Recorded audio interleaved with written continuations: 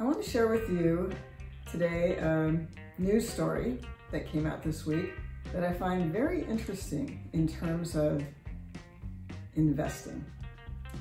Hi, I'm Teri and you're watching the Modest Economist channel.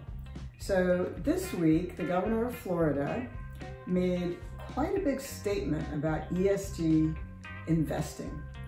And the statement went something like this. Florida has a very big public retirement plan.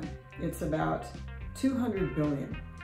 And what a public plan like that does is they go and hire investment managers to manage all of the different asset classes. They don't have somebody at the retirement fund who's trying to make those investment decisions. But the point that the governor was making, and he made it directly to Wall Street, is that he believes ESG investing is really a tool of the left, and that it represents a woke type of economy. And to tell you the truth, I'm not even sure I know what that means, but his message to Wall Street was clear. If you want to manage part of this huge pension plan that we have, then I'm not going to put up with the ESG.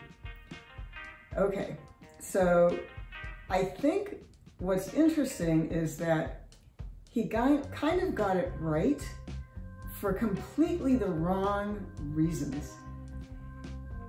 When you're managing, or you're a manager for a large pension plan, as the investment manager, you are given very specific objectives.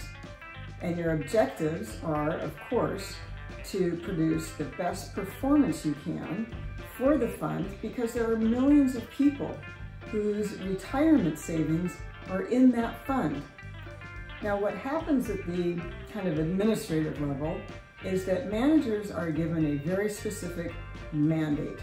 So you could have a company like BlackRock managing part of the pension assets for Florida. And BlackRock is going to be told exactly what to do. They're going to be told what they can invest in, what they cannot invest in. But keeping in mind that the priority is really to get the best return with the risk that you're allowed as determined by the pension fund, because you are managing the assets and the retirement of millions of people.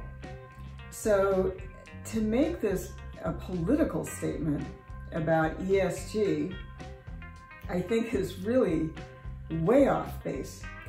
The problem with ESG is that ESG is a marketing issue. And what we know is that when we look at different companies who say they are ESG compliant, it can mean one of a lot of different things. ESG, of course, is environmental, social, and governance.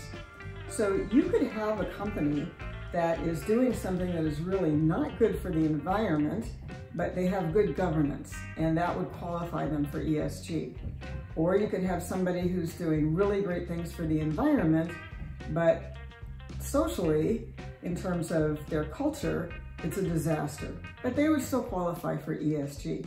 So the point is that there's no good measurement system across companies to fulfill ESG requirements. And that, I think, is an issue. The second issue is that fulfilling ESG requirements costs money.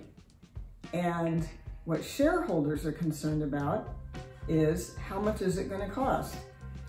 Is it going to cost so much that it takes away from profits? And is it going to cost so much that my returns from your company are going to be diminished?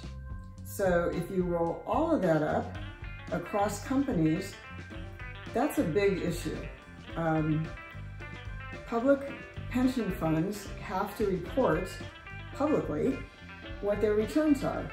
Now, recently, the state of California public pension fund, which is called CalPERS, it's about twice the size of Florida, it's over $400 billion, announced that for the first time in many, many years, their year-to-date return for their fiscal year is negative. It's negative about 6.1%. So think about that in terms of the 2 million retirees who are in that plan.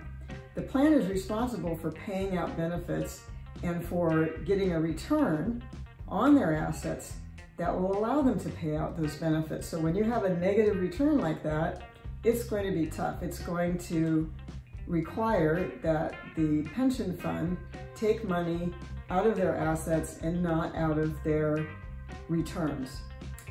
So when I looked at the CalPERS website, because I really do want to learn more about these things, even though this is a news story that probably has no legs,